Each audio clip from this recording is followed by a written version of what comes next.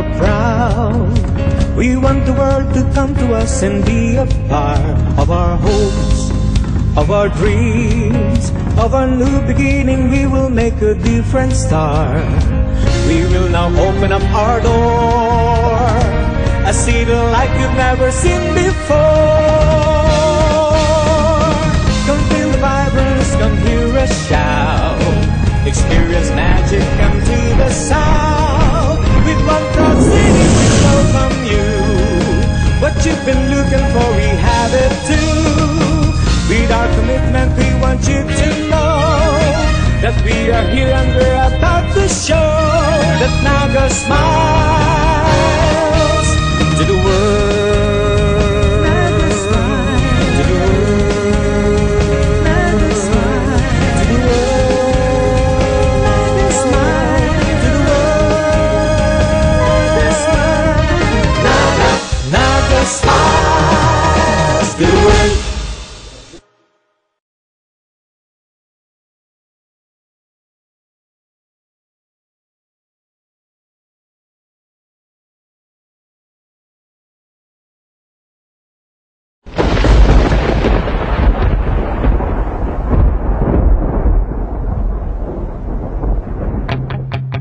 Nangako ka sa akin na ako lang ang iyong mamahalin at pagsisilihan.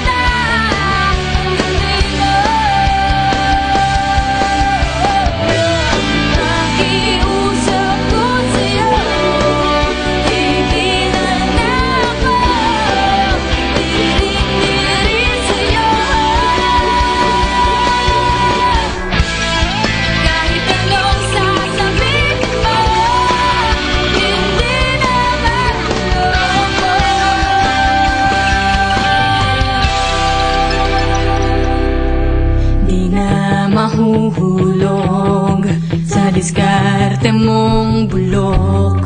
Ginawa mo akong tanga, naglaro ka sa iba. Ginako mo ako.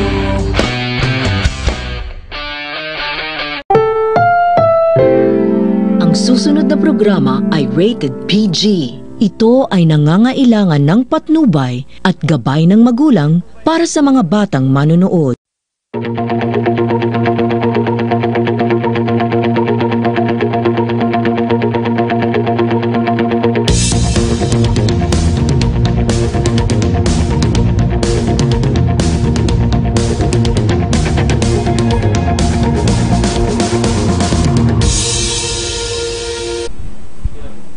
welcome to our program here on Inside Bicol. Tonight we have a special program and we are reaching you live from our studio here at GNN TV48 Naga.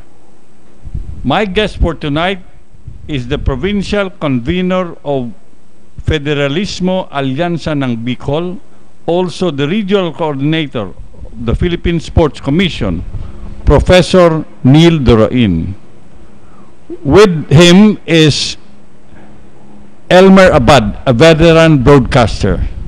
And ngunyan na banggi mga tugang, pag-uurlayan ta ang federalism, because I know that gulpihon dyan gustong maintindihan ang federalismo. And also tonight, we are on live telecast. So, for those na gusto mag-apot ng question, you can send us your questions via Facebook and we will gladly ask them. So, siguro dahil na kita magparahaloy, of course, we'd like also to welcome all our viewers, especially itong viewers sa overseas, no? Because we're also on live streaming, kaya minadalang kita overseas. And I'm sure na ang topic mo niyan, gulping mga taong interesado, especially digdi sa Naga. So let me now welcome our guest for tonight. Welcome Professor Neil and welcome kay veteran Elmer Abad. So siguro agadan ta muna ning statement si Professor Neil. Hello everyone, good evening Sir Fred, good evening to all the viewers, televiewers of GNN 48 Naga. And kay Elmer, good evening. Maray na banggi. I'm so glad that we were invited here in GNN to talk about federalism, to give light to some other questions that people would like to understand, questions that need answers, though ang answer ta very local, and technically speaking ang talagang makakatao ka ni Gabo sa simbag pag nahama na itong pigaapod tang 25-man commission nagigibuhon para sa bagong konstitusyon and sa federalism. But we have plans, especially in Federalismo Alyansa ng Bicol. We have plans and maybe we'll hear about it later. Okay, so may we also hear kay veteran. Good evening sa mga nag-aantabay po ngunyan. Banggi na po pero tindog pa kita ngunyan sa mga panahon na ini.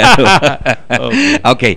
So yaon po kita digdi bilang sarong broadcaster sin pag-uurulayan ang mapapadapit sa federalismo. Ano po bagay ini And also aktibo mo po kita bilang volunteer sa secretariat mismo, sa regional secretariat kan Federalismo Alyansa ng Bicol. So bilang sarong miyembro kan media, igwa po kita ning ideya. Ano po ang persepsyon kan sa tuyang mga praantabay kan mga Bicolano about this federalism? Asin kita po nagmamasid, asin pinagkukuan niya to ang mga feedbacks gikan sa mga tao. Siguro pag-uurulayan ta, we'll be talking about it sa lawag po kang programa.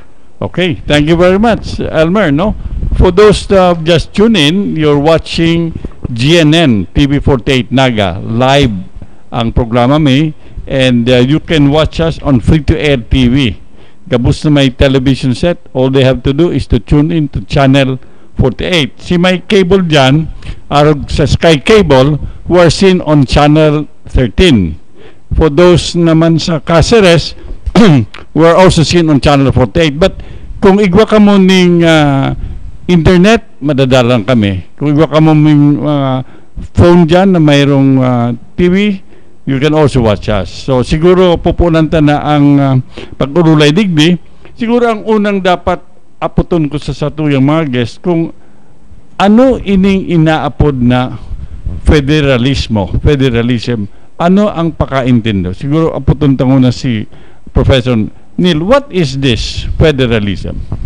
Ining federalism nganing maintindihan hanggang duman sa mga kababarangayan, simplihon ta lang. Ining federalism halos kabaliktaran ini kan nangyayaring presenting sistema ngonya na unitary form. Sa unitary form, centralized ang approach sa gobyerno, centralized gabos, puro yan Malacanang, puro yan Manila.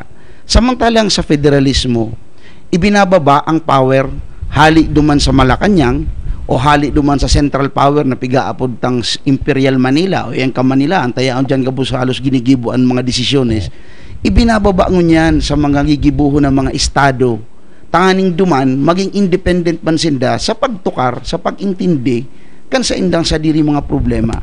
And at the same time, duman naman yan gigibuhon ang mga solusyones.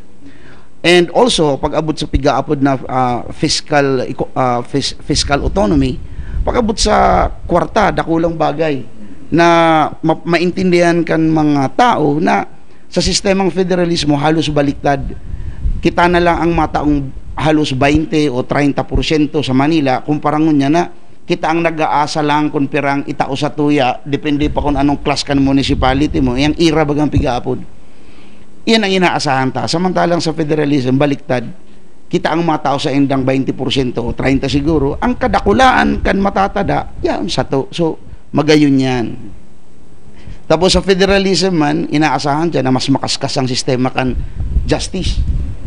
Na dahil ka naman para daradalagan sa Manila kapag may mga issue kang gustong intindihon o may mga ifo-follow up ka, di na yan ka boss, mas makaskas ta, mas namomonitor mo.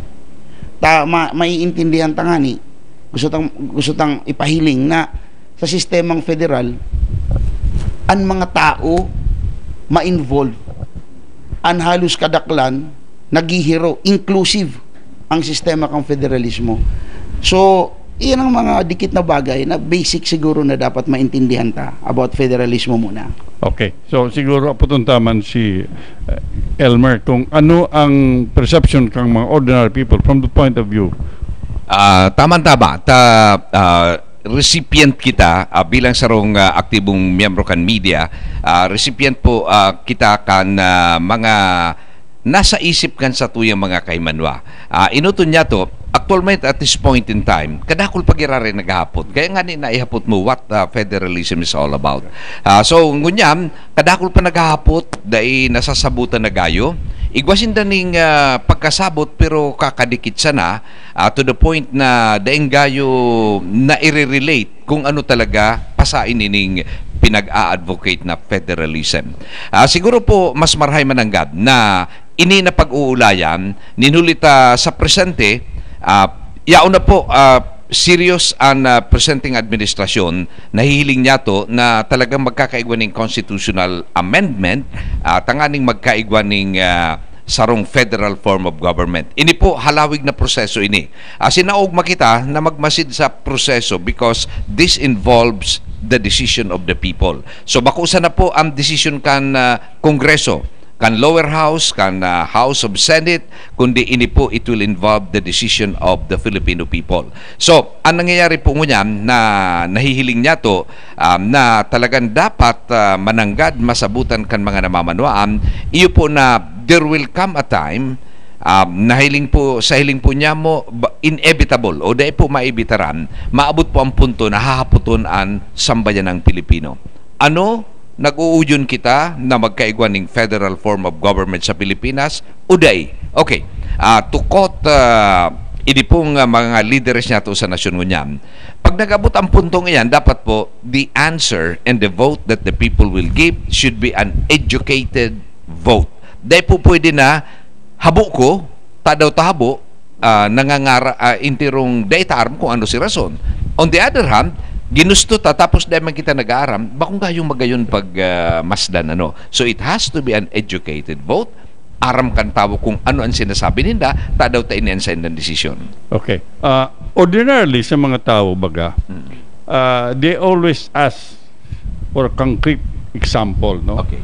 Sabi ta baga, gusto na maraman ano nga niya ang mga experience, isay nang igwakarog kayan.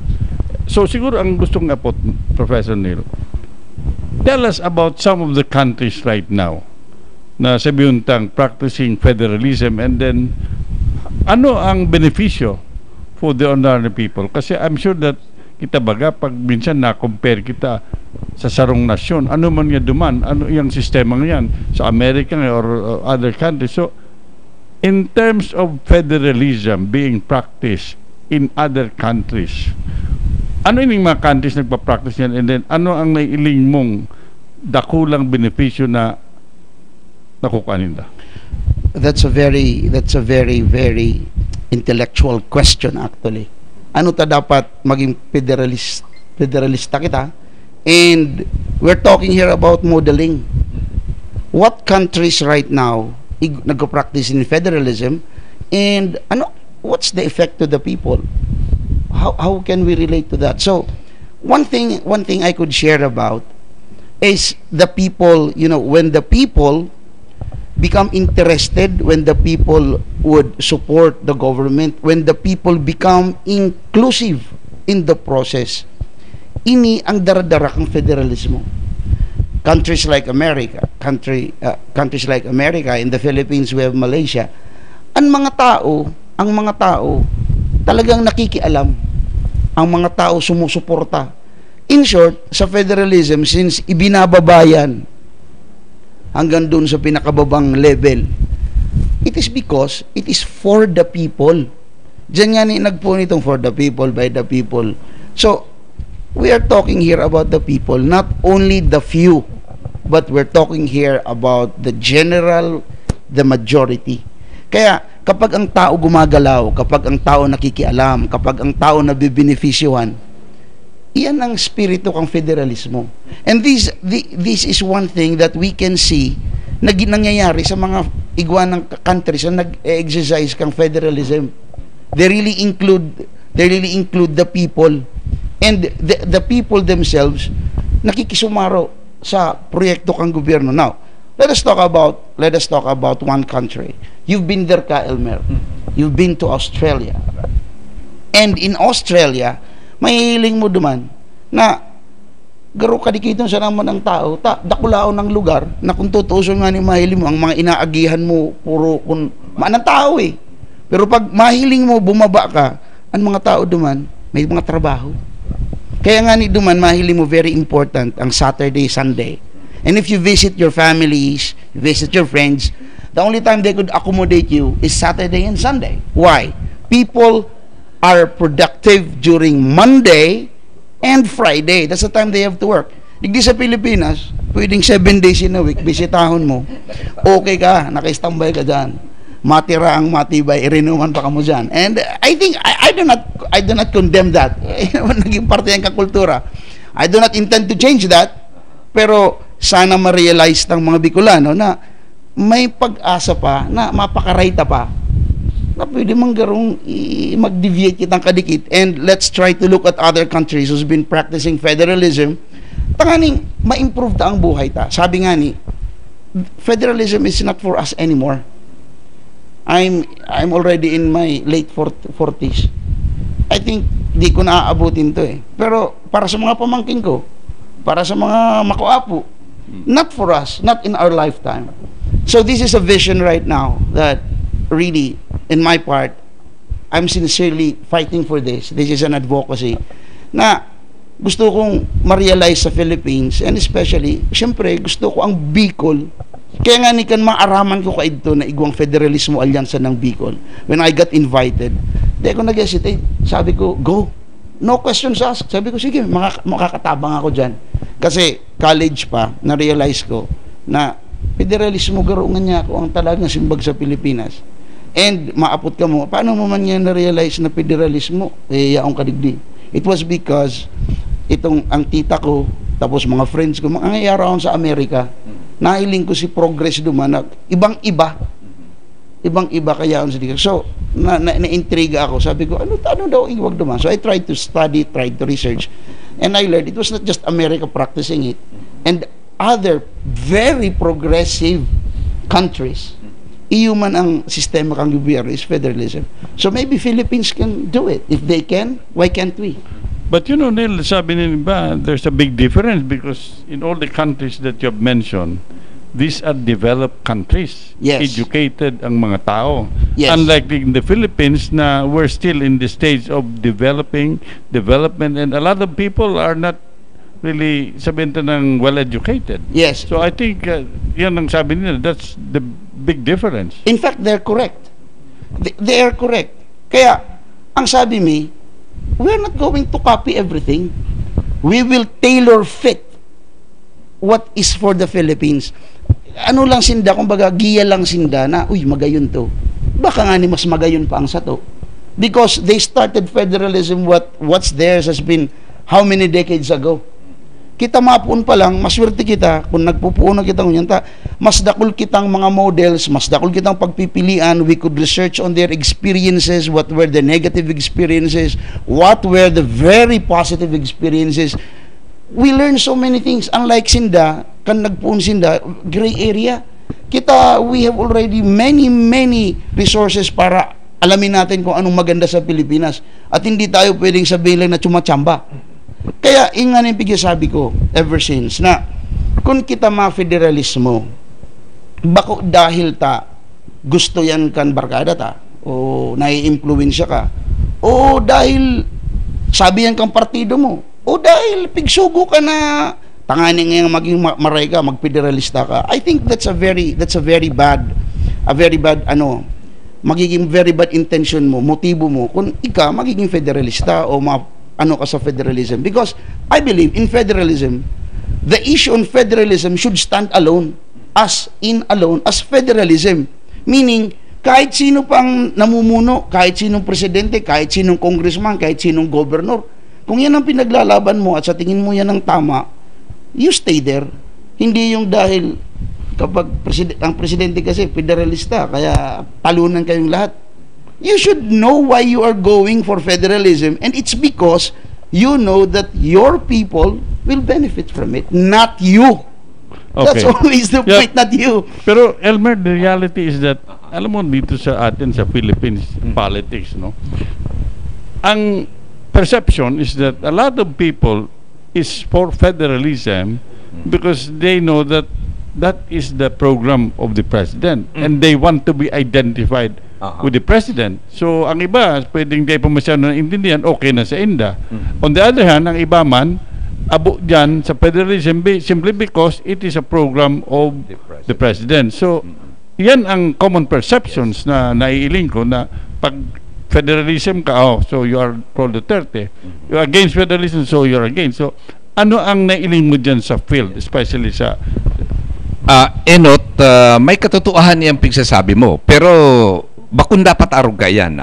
Ang paghiling niya to, yun na federalism should stand on its own, na mayo ang sabihin na, haliuntang una itong mga personalidad sa politics na ina-attach yan. Dapat arog po ang paghiling niya to kay ni. Ninulita, ining look at Federalismo Alyansa ng Bicol.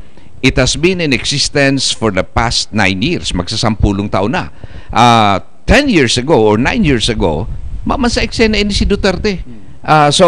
Iguan ng mga Bicolano enterprising at that na naghiriro na. Pinuunan nini itong Bicol Autonomy Movement na basically pareho itong pinag-aadvokar na ideya na yaon mandigdi na kapalaman sa federalismo. So if the Bicol Autonomy Movement has been in existence 9 years ago, so ang buot sabihon, dahil di naka-attach itong personalidad. Siguro, hilingon ta na, sabihon ta na, nagkataon na nagkataon na itong ideya kan Bicol Autonomy Movement, as in itong mga advocates kayan, nagsubo naman sa kaisipan man ni Presidente Duterte. So, itong pagsasabi ni Professor Neil na inclusivity, siguro hindi po minalaog dahil man pwedeng puro politics ang pag-uurulayan orog na itong mga personalidad na involto. Ang mga politiko po baga, they come and go. But what remains, ano po itong sistema ng gobyerno na igwa kita. So siguro, kung in existence na itong Bicol Autonomy Movement, long before na nakaisip garo, ini si Presidente Duterte na magdalagan, so I also would safely conclude na siguro maski mayo na si Presidente Duterte, kung talagang inanggugustuhan ng tabo, magpapadagos ini. Ang importante, hilingon po niya to, ano po itong mga karahayan? Ano itong mga disbentahe? Ini nare-resibita na hali duman sa mga nag-aantabay sa media, itong mga disadvantages, say, itong a too centralized form of government, na hilingon po niya to, sinangyari duman sa Yolanda, kanagbagyo ang binagyo ang Tacloban, ini pong Eastern Visayas. itong mga pinagiribong harong nagka-problema. So, si Isay po ang naggibo ka itong mga harong na dapat pinag-i-estara na pinag-i-enjoy kan mga biktima kang bagyo. National government. So, ngunyan, ang nangyayari, linabadin nyo itong mga housing projects to the point na halos dai maistaran kay itong mga biktima kang bagyo. Now, si Isay ang hahanapon ng ngunyan. O nagkakandara pa po baga, pinpointing o looking for who's responsible, tayaong gabo sa national. National ang nag-decide, funding hali sa national. Al kontraryo siguro kung sa tuya pong uyaunaan federalism na nagdesider, ito mismo mga Tacloban, taga Eastern Samar, Eastern Leyte, taga Leyte, na sindaan nagdesider, ikan maggibo kayo na ikan in charge. Kung igwa dyan ning naglabadin nyo ka itong trabaho, say the housing project, na iirukan kan mga biktima, madaling mag-pinpoint. Ika bagaan naggibo kayo na, you were in charge. What did you do? So maging ang prosecution kay itong mga nagkasala, sa hiling ko magiging mas madali. Siguro looking it from this angle on what federalism is all about, ini man nahihiling niya to na nangyayari, plus itong mga feedbacks na nakukuha niya to. But then, siguro po digdi sa satuya, still, ang konsepto po kang federalismo masyadong attached duman sa mga political personalities, which should not be the case.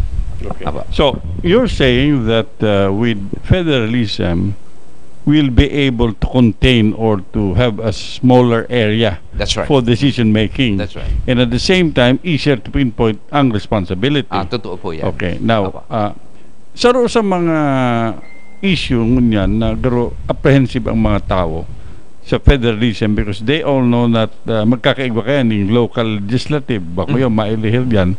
Itong inaapod na apprehension na kung ang election anya will be contained in a small area, let's say region, chances are si mga politiko na yaon dyan will be able to dominate because right now, in fact, maski nationwide pa, they have control. So how much more? Because they have the resources. So yan ang apprehension ng mga tao. Pero ba nga lalo yung mag-perpetuate ang leadership kay itong mga politiko because madali nang mag-control sinda. Anong masasabi mo dyan? Well, maybe you are referring to political dynasty. If I'm correct, sir, maybe you are referring to that. Let me explain in two things. First, right now we have it. It's not yet federalism. We are in a unitary form of government, but we have it. One fact is, kaya nga nagkaroon tayo ng anti-dynasty law. Because that is logical kasi nga it's happening. Now, number two, kaya nga sa sistemang federal, pag nangyari yan, yung mga apprehensions, yung mga takot, yung mga questions, yung mga doubts, nandyan pa rin yan. Kasi, wala pa tayo dun sa stage na yon.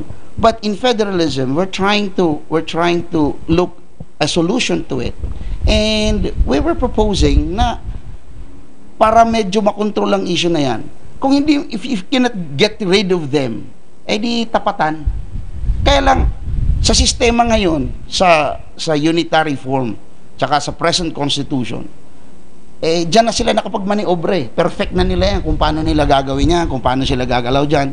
So, kung magkakaroon tayo ng federal form of government, it is being proposed na sa bawat state, magkaroon ng maraming senador. So, isa na yan. You have more chances na ipaglaban ang karapatan ng tao o kung ano mga advokasya pinaglalaban mo if you could sit as a legislator. Dadagdagan ang seats ng Congress. So, ayun na naman. Magkakaroon ka ng Now, let's talk about yung mga issue nung medyo nandun na talagang matagal.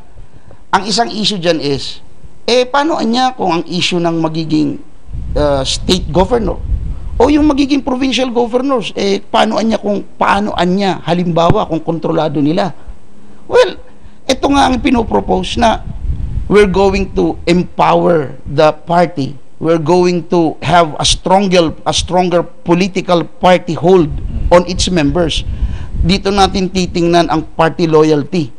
And at the same time, Because in the party, if you're going to strengthen it, now you're going to identify your strengths in the party, meaning yung mga members mo na, aba, pwede pala to, magaling pala to, aba, mapagkakatiwalaan pala to, okay to, aba, may ipinaglalaban pala to. So, aalagaan mo yung member ng party mo, and then, ayun, ilaban mo. Siyang itatapat mo ngayon dun sa mga dapat. So technically, we're looking into measures on how to combat this. Right now, let me ask, meron bang measures na pinipresent dyan sa pinoproblema na yan na mga dinastiya na yan, yung powerful families, meron na bang solusyon na ibinigay? Meron na bang kahit man lang proposal? Nag-propose nga, nagkaroon ng law ng anti-dynasty, wala namang ngipin. Patay tayo dyan. Medyo mahirap yan. Okay. We will pause for a while. When we return, we shall continue with our discussion. Don't go away. We'll be back.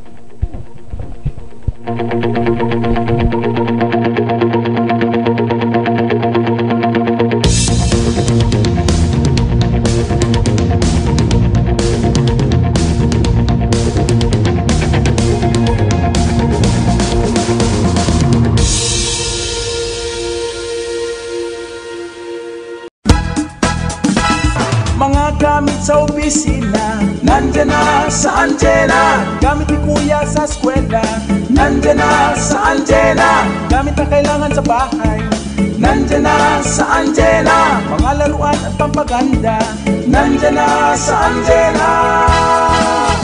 Halika na sa antena, may swerte pa sa antena.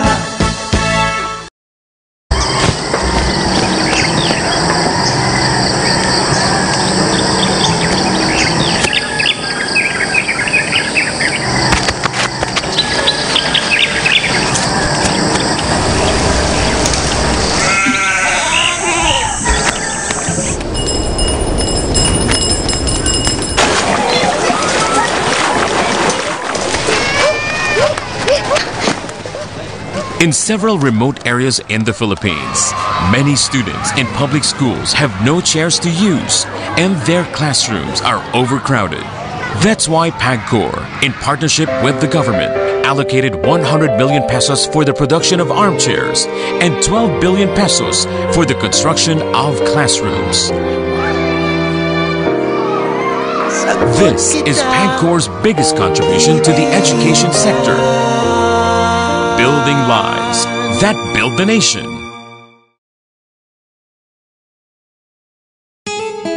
Mayaman ang mangga sa vitamina A at C na nagpapalakas ng katawan at resistensya laban sa mga sakit.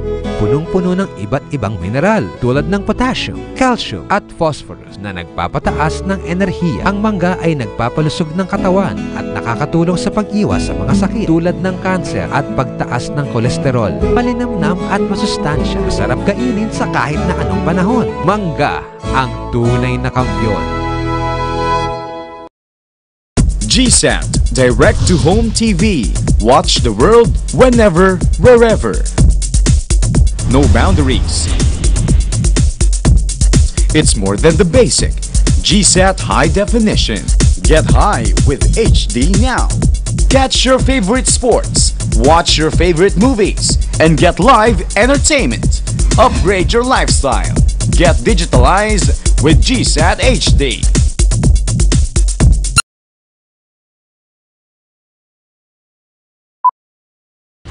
Ang pili ay likas na tumutubo sa Bicol. Maliban sa bunga o nut, maraming gamit at produkto ang pili. Kaya kinakailangang padamihin ang produksyon nito. Magtanim ng grafted pili. Sa loob ng 4 hanggang 6 na taon na mumunga na ito. Madaling paramihin ang pantanim at magandang uri at variety ang lalabas dahil galing ito sa piniling mother plant. Makakasiguro din na babaeng puno ang itatanim mo at mamumunga ito. Magtanim ng grafted pili. Sigurado ang kita mo isang paalala mula sa kagawaran ng pagsasaka at ng himpilang ito.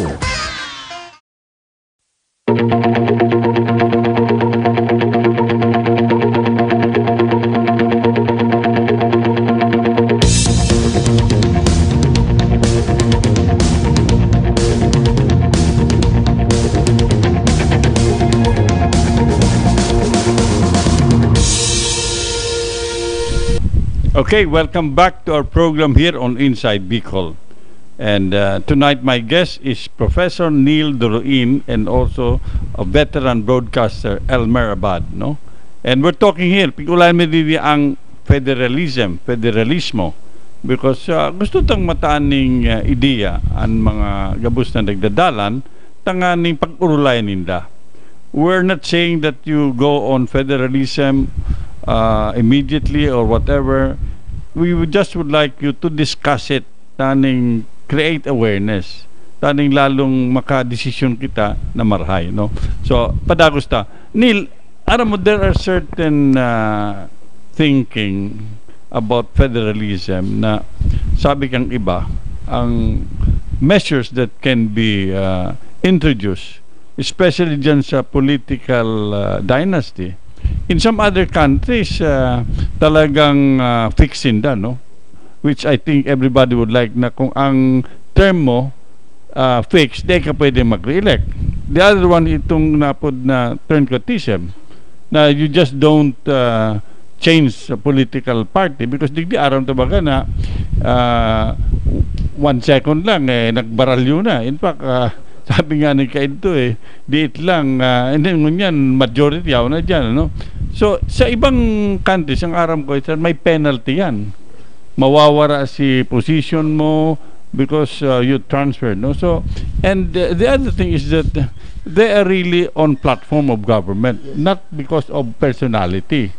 So yan ang pagmati ko, yan ang mga aspirations ng mga tao, na if ever there's going to be federalism, this kind of measures should be adopted and implemented, because that would be one way of really putting on the real federalism. So anong masabi mo tungkol dyan? The issue kasi dyan is very political yan. Kaya sabi ko nga ni, kung magkakaigwa lang talagang understanding ang mga politiko, ang mga gustong magserbi sa gobyerno, lalo na kung elective position, na importante, kaya may partido, tanganing may dala-dara kang plataforma, may party platform, may party politics, may party loyalty. Nagkabali dyan ng party funding and everything. Pinag-aadalan yan sa political science. Dahil ko pinagsasabi, I am not even condemning na iwa man kita mga public servant na dahil man talaga nag-adal formally about politics, pero dahil sikat siya o dahil bistado siya o siguro aki siya nin sarong politiko na dati or hero siya o siguro atleta siya na nagpara-champion, biglang naglaog sa politika. Kaya ang nangyayari, medyo may kadikit pa dapat siyang adjustment. So dapat ang suggestion ko, adala na maray si science ba, kaya nga ni political science ini pinag-aadalan na ini may mga references na ini, di ko ansa tuyang mga decisions, ansa tuyang mga sistema pag kita nagpapadalagan, medyo guided. Bakong itong wild ka na pag ininaisipan mo, tama, yun na yan. Kaya, ang partido, very important yan. Ngunyan, pag-abot sa partido, ang problema, kapag ang partido mismo, yung nakaisip na maging corrupt, if they themselves would practice corruption, ay di, puto na. Iyon na yan ang magiging mandato mo sa tao mo na maging corrupt ka sa mga kapartido mo. Iyon, dyan na mapuon. Dapat kaya nga tama itong sabi ni Sir Fred na it should run on a platform. Anong platform? Kadak lang kaya digdi sa tuya pag ang mga statements, puro motherhood statements. Kuwasa nga ano ta nasasabi tang motherhood statements, because we are talking about the entire archipelago. We are talking about how many Luzon, Visayas, Mindanao plus its other provinces na general statement. So ang bulong, are you telling me na ang bulong sa Mindanao iyo ang bulong sa Bicol, o ang problema kang Bicol problema sa Mindanao? This is the problem when we start looking into solutions na huna ata ang problema para pareho. Diyan kita problema kung ang epekto kan desisyon na yan, pag tama sa tao, di man na-appreciate. So look at us now. Ano ta, kadakol na panahon, intelihente ang mga leader, marahay ang mga leader, marahay ang kaisipan. Ano ta, pag-aabot sa masa, dahil na i-connect. Because supig sasabi mo, supig paparasabi mong iyon ni ang para sa Indo, itong tao, dahil man receptive, ang totoong pagmati ninda, bako mo niya ng kaipuhan mi. In federalism, mapuon kita duman sa mismong estado. Kaya nga ni babanga-bangaon baga sa proposal, pero ang estado ang pinopropose mo niyan na kung magiging federal form ang government, magiging pirana sana ang mga estado, and these states will take care of their own. They are going to have independence in how they will legislate for them, on how they will manage their fiscal autonomy, on how they will take care of their peace and order, how they will take care of many things that is local in nature. Let's say tourism. Oh, mayon volcano ang Manila. So iba ang approach mo sa tourism. Pag abot mo sa Manila, iba man sa Bicol. Same thing. Mayo man kitang Mount Pinatubo. Ang apot, paano mo i-manage yan kung ang sistema na nasa taas, generic, ang pagtaw, arong niya kanina dapat. Kaya, if you find it, educational, na nagta-travel ka, if you go to the States, you will realize, in California, maximum would be 80 miles per hour. Paglampas mo, paglaog mo ng Nevada, that will already be 100 miles per hour. They have different laws, they have different ordinances respected by every other state. Considering na pagbalyo mo, California driver's license ka, nakalaog ka duman. Pero si taga Nevada driver's license, nakalaog man duman. They respect one another, yet iba-iba man sinda. May mga lugar sa Amerika na di ka pwede magpasugal. Pero pag laog mong Nevada, puro sugalan. Ano taarog ka yan? There are certain reasons why it is not approved in the other, and yet in the other one it is allowed. Iyan ang mga bagay-bagay na dapat adalan tadigdi. Ano ang health policy? Parehas pag Bicol ang pinag-uulayan? O pag nag-uulay kita kan mga hilang na yaon man niya sa Mindanao, sa Visayas? Iba man bagang mga nangyayari duman.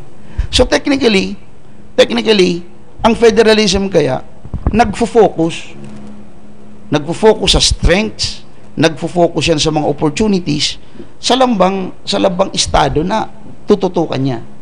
Now, importante digdi ang partido. Because dyan mapuon sa partido ang mandate na ini ang dapat maging dalan kan sa tong banwaan. Kaya maski pa yan federalismo, may partido pa dyan yan. Like ngunyan, nasa unitary form of government kita, di ka mag-isip na mawawara ang partido. Yan, magkirara yan. Because we are talking about politics. And politics, the safe way to do it is to have a party. Because you cannot have automatically na ang partido, kung mayong partido, yun na ang partido muna ang inot na nag-hone sa mga kandidato bago ka tumukaw mismo dyan sa gobyerno. Okay. Elmer, let me also ask you, you're a veteran broadcaster, no? As a broadcaster, let's talk about the media. Ano ba ang role ng media na dapat gawin in this issue about federalism? Siguro, Fred, media should be able to help enlighten the citizenry.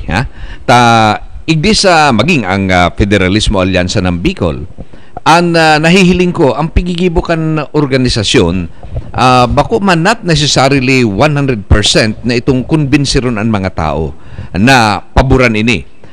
Ining hero, iyon na ipreparar ang mga tao na maging andam sinda pag-abot kan punto na sinda magibunan ng desisyon. So in like manner, maging ang media, sa hiling ko, I think should play this role. Na ito bagang ang ididiseminar, hahalian taning itong political color na naka-attach sa kung si-isay man na personalidad.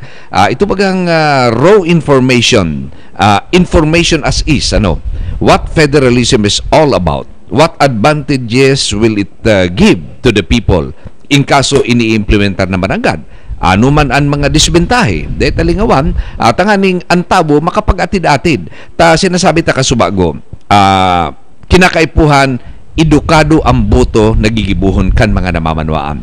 Bako na, anggot ako ki Pulano, si Pulano is advocating this, and therefore, I sham federalism. Medyo po pangit, maray pa itong, habo ko kang federalismo, ninhulita, ini madulot ni mas dakol na disbentahe sa mga tao. I think that could be a good reason. Or, balik ta dun ta. Gusto ko ang federalismo, ninhulita, ini ang nahihiling ko na igwaning light at the end of the tunnel. Eventually, this will be advantageous to the Filipino people. So, iyan po ang pinagtatarget actually ngunyan na dapat iyuman ang papel na gampanan kan media to let the people know the advantages, the disadvantages of federalism, tanganing pag-abot kan panahon, makapag-desisyon ng tama ang mga namamanwaan. Okay. Neil, there's another school of thought na ang sabi ng iba, there's really no need to go on federalism. What is needed is to fully implement the decentralization law. Aram ta na may law na pinasa na inaapod na decentralizing some of the powers, the devolution of authority, because ang namarisyan nindangon yan, totoo ang sinasabi mo, it is too focused in Manila, Imperial Manila. Major decisions are being made in Manila. Decisions that should be made at the local level. So ang sabi ng iba, siguro nga niya, ang pwedeng gibuhon is that i-implement fully, like if you are a regional director, you should be given sufficient authority. Kung district engineer ka, taan ka ng authority for you to decide on certain matters. No. Now, if there's going to be a problem, nagloko-loko ka dyan, ikang dapat basulon o kasuhan. No? Sa ngunyan, ang sabi ninda, totoo na too centralized. That's why may difficulty sa pag-implementar kang project like bidding. Ang bidding, pag sinasabing certain amount, Manila.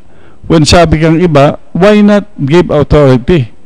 Because kung ang decision yaon sa lower level, madali. Magkuha lang ng permit. Makuha ka lang ng permit sa DNR. Kaya po, aproban sa Manila. Makuha kang permit sa DARC. Kaya po, aproban sa Manila. So, ang sabi ninda, siguro nga niya, ang pwedeng gibuhon initially is to implement fully itong decentralization or devolution of authority. And later on siguro ma-realize ninda, you go now into the full federalism. So, yan ang ibang nakukuha kong thinking, no? Mga ideya sa mga tao na at this time, we really need now to have the devolution of authority.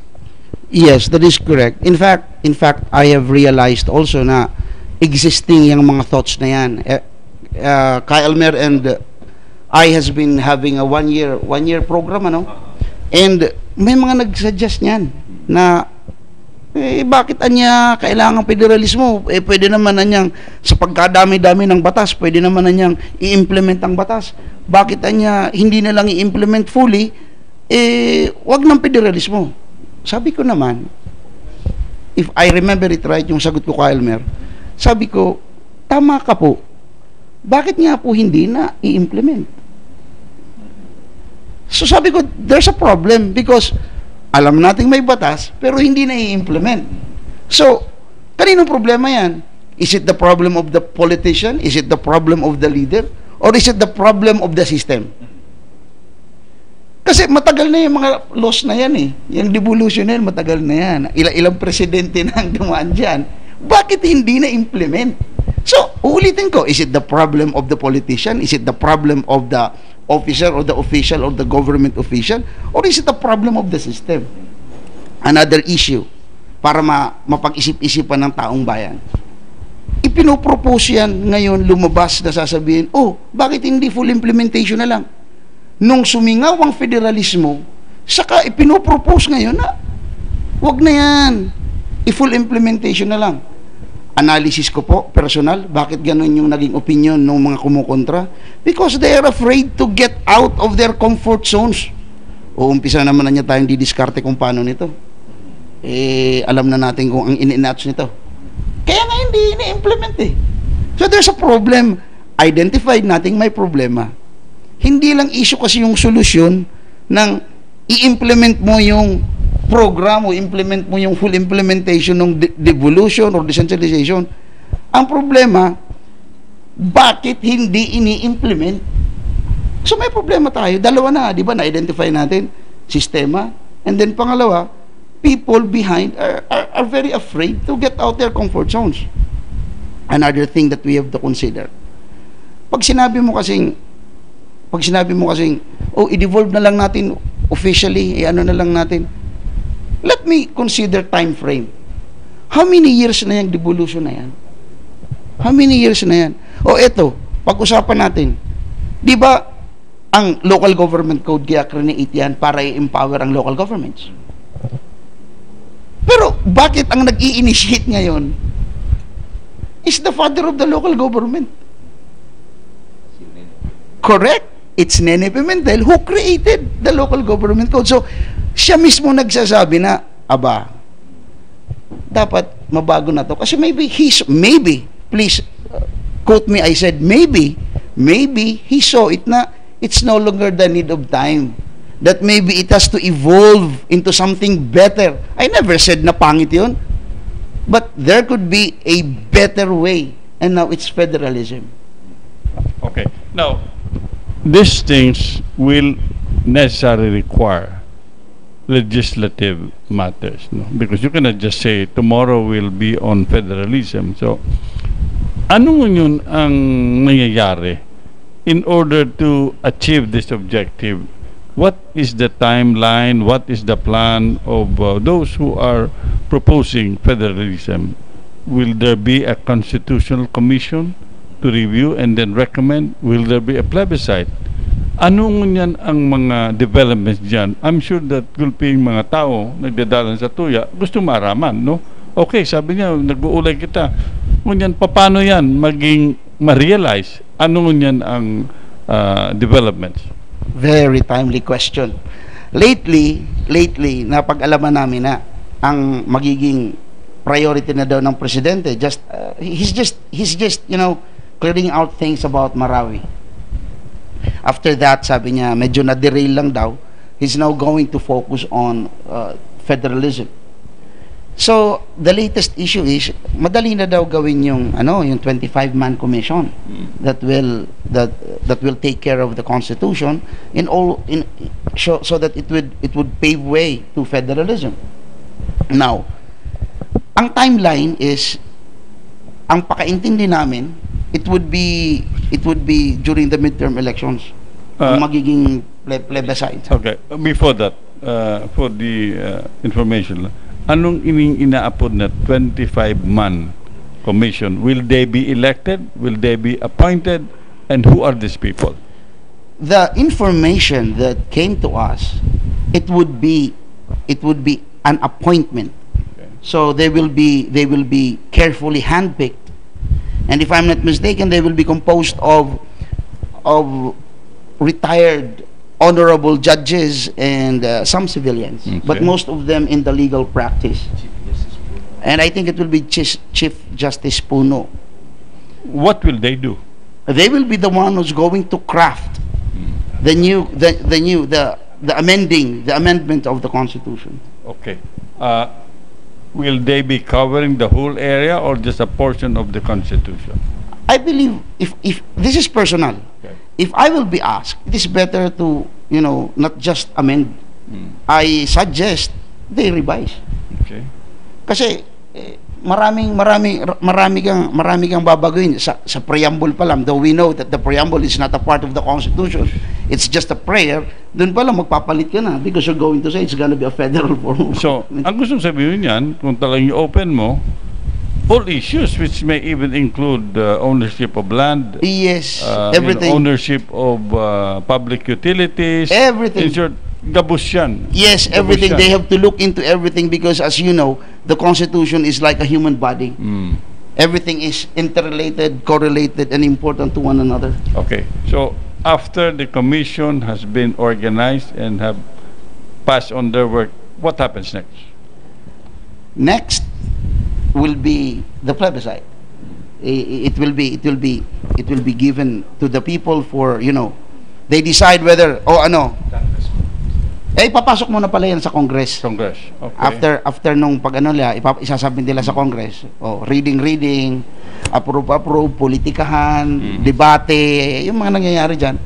And if the Congress would now concur and say, this is okay, now it will be put into the hands of the people. Would the people go for it? And that's one reason why these kinds of programs, Mr. Perdon, this program of yours is very, very important para napag-uusapan po ng tao, kasi importante ang tao, nakikipagbalitaktakan, dapat inclusive sila ngayon. They suggest what is important. Well, because ang federalism, it's a grassroots thing. So, kung anong problema, dapat sabihin nila, kasi yung nasa taas, di man nakikita lahat ang nasa baba. So, only through them that we could really find the right path for a good law. Okay, now, do you think with a lot of interest from the various sectors, from the owners of the media, from the big business, do you think this idea about federalism will pass through this term of the President Duterte? Well, if I will be talking about my analysis personally again, I think it has already started. The fact that there is a super majority right now is already a very positive sign that maybe it will push through. Okay. What is the danger of the Congress constituting themselves into an approving body instead of giving it to the public on a plebiscite? Well, ano naman, ang question is kung sila ang magdidesisyon na lang. Ang problema po kasi pag sila lang ang nagdesisyon and they say, ito na yun, without putting it into the decision, putting it on the table for the people, is that baka ma-railroad. Okay. So, baka naman yung interest lang naman nila in the guise of federalism, ginamit pa ang federalismo, pero pala yung interest nila ang gusto lang nilang pagsilbihan. Ako mismo magrarally na ako kahit mag-isa niyan. Okay. So so ang gusto mo sabihin na whatever going to be approved must be approved by the public. That must be, and it must be. Dapat ganun. Kasi representative ka ng people, pero we're not talking about a new form of government. We're not talking of a new constitution. Baka yun nga ang danger, para may check and balance, give it back to the people, though you represent them, kasi it has been proven na maraming korupto. Lalo pa na alam natin ngayong panahon na yung paglipat-lipat, it was because very political. Okay. Now, what about the issue about Marawi? Do you think this will not affect the timeline, or let's say the issue about this threat of, putting a martial law, whatever? Ano sa tingin mo? In fact, it already affected the timeline. Kasi this should have started last December pa eh.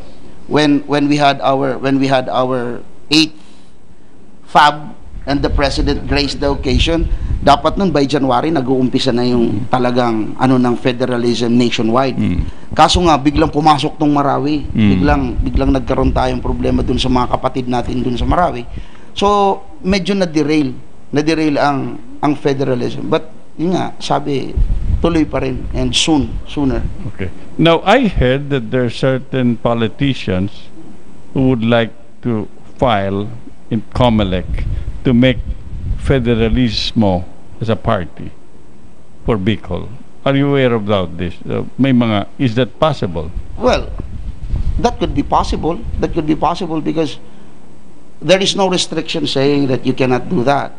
Now, I hope and I pray that using the word federalism as a party would really serve its terms like federalism. Federalism mo ba talagang bitbitin mo? And hopefully, it don't get over-politicized. Because it started here in Bicol, it started as something non-political. Yung laban na yan, na years ago. Ang narinig ko is that there's a possibility na yung Masbate will become part of Visayas? We will not, definitely, paglalaban natin ng mga Bicolano na wag mawala sa atin yan. So and I heard, that. I was in Masbate last month. And I was with, you were with me. So, sabi mi, we interviewed some of the politicians there and they said, di naman kami papayag na. Kasi yun nga ang problema eh. Ang nagpaplano la sa taas. Yan ang problema ngayong panahon sa sistemang unitary. Ang nag-iisip para doon sa mga taga doon. Kaya sabi nila, yung Masbate, isama yan sa Bisaya. Hello? Papayag, tinanong ba nila yung mga taga Masbate kung gusto nila?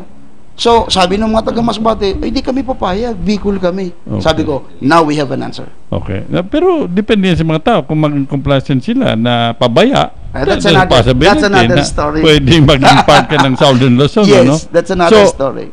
What you're telling me is that you must be involved. You must know what is happening. You must know the plans so that at least you can voice out if ever there's any plan to put Bicol as part of ano. Yes. Unless na day mo aram, siyempre, baka mamaya you wake up one day and then you find out kasama ka na pala sa Southern Luzon, no? With, ang sabi nga... Or Bicol itself, baka wala na. Nandun na, nakabali na sa ibang ano. Nakuha. Right. Bako lang Masbate. No, I believe we will fight for that. Okay, so tama yan siguro na magayon niya na ang mga tao pag-urulayan yan. Yes. Tanganing maaraman nila ang mga issues. Yes. Too bad, we run out of time and magayon, because we have started this, we hope that we can have this on a regular basis. Maimbita man kita ng mga iba pang grupo taning sabihin ninda, especially those na have different views on federalism, so that at least people will be able really to make the right decision. So siguro we'll ask parting words from Elmer. Ano ang parting words mo? Anong mensahe mo sa gabos na mga viewers kang GNN na figuran tangon yan ining issue kang federalismo? Okay, ka Fred, bilang miyembro kan media, nakukuata itong sentimiento kan mga tao. As in bilang as an active practitioner, media practitioner, gusto kong gampanan itong papel na talagang makatabang sa information dissemination. Mayong madaog sa mga tao na mabuto sa plebisito na sinda na edukar na. Okay.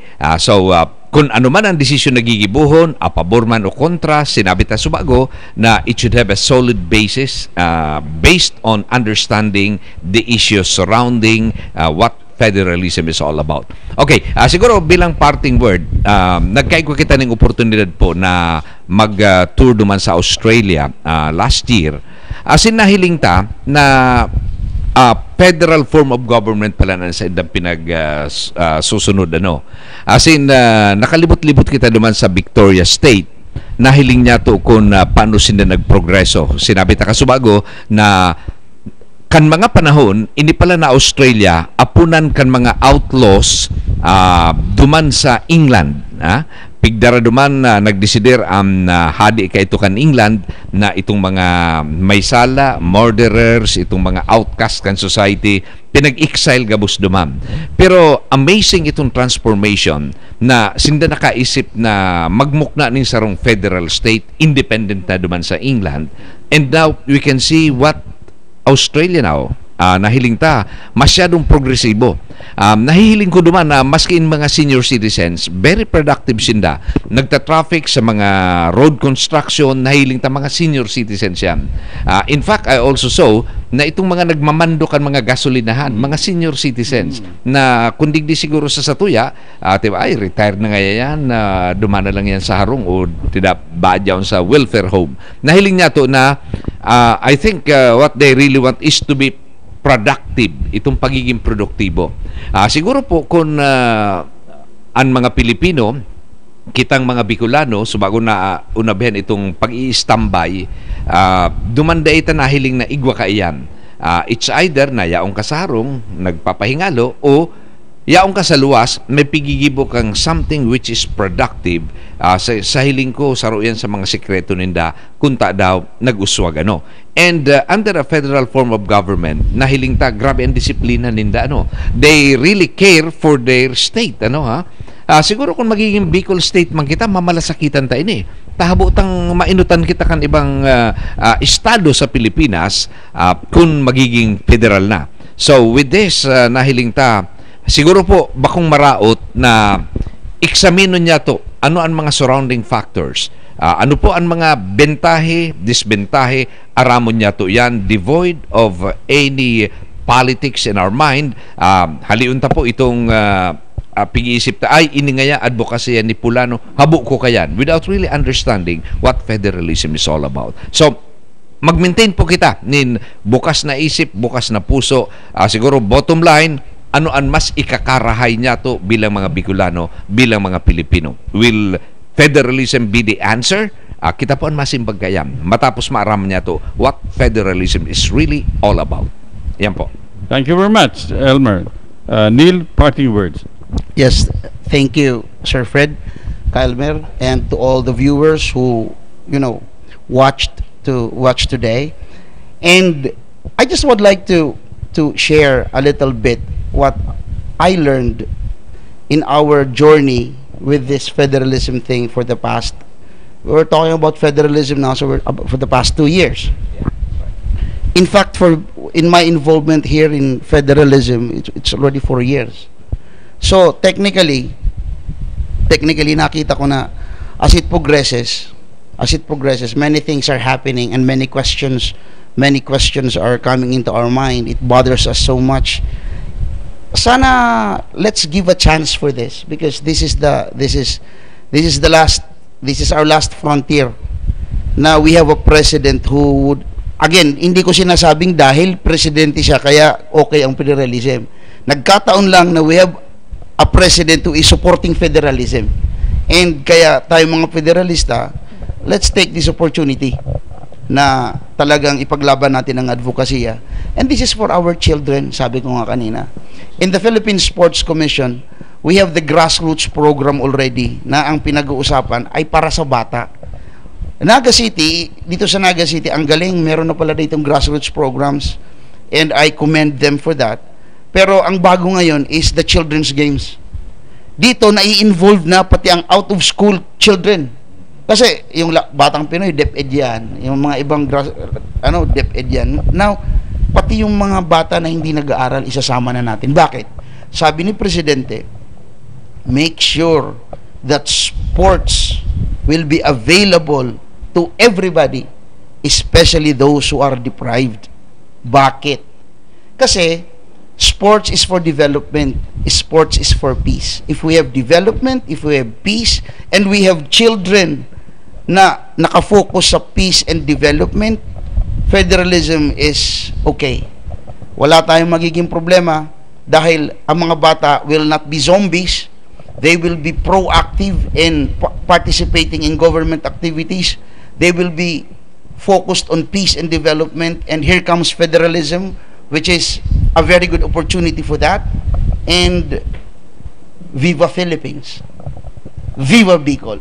Thank you po. Okay, so with that, with the 1 hour program that we had, I'm sure that you've learned a lot of issues. Gulpi kitang nanoodan, gulpi kitang tig-urulayan, but pagmati kulang pa. So siguro maimbitar pa kita ng ibang mga tao na may magayon na mga ideya. Those who have ideas, who are against this federalism, we should invite them. Yes. So that people will have a full knowledge about the issues. So I'd like to thank our guest for tonight, Professor Neil, of course si Elmer, fellow broadcaster, and sa gabos na nagdadalan digdi sa initial presentation kang GNN live show. We will be having this regularly, tanganing may paabot ta. So once again, we'd like to say thank you, and of course to all the people watching us live on GNN TV48 Naga. We'd like also to thank our technical people headed by Johnny, Nidea. Of course, we have Mike here, and also the other people here at GNN. We hope that we were able to give to you a lot of information about federalism. Thank you and good night. Thank you.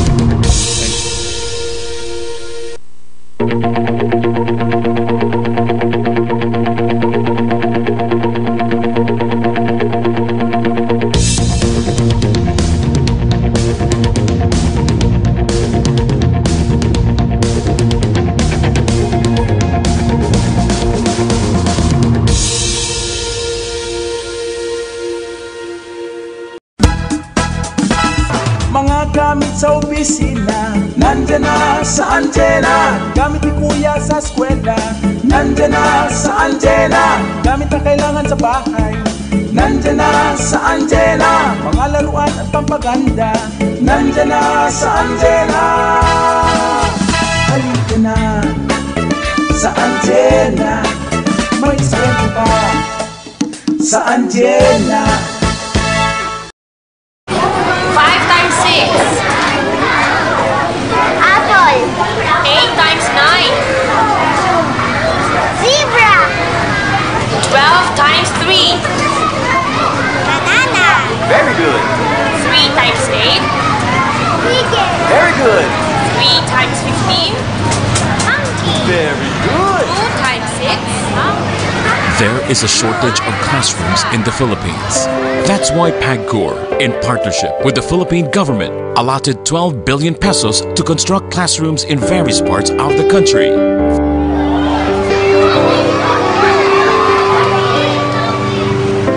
And this?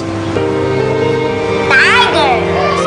This is PAGCOR's biggest contribution to the education sector. Sagot kita, baby. Building lives that build the nation.